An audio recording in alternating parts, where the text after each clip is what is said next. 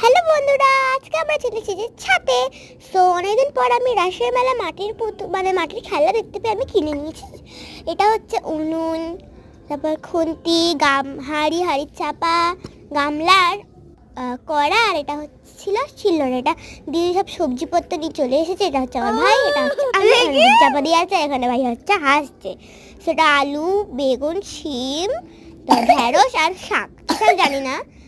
কড়াটা বসিয়ে দিয়েছি। বাবু কোনটা দেবো প্রথমে?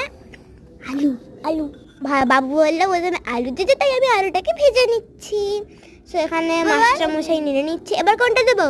বেগুন বেগুন বেগুন সো বেগুনটা দিয়ে ভেজে নিয়েছি। এবার দিচ্ছে হচ্ছে শিম।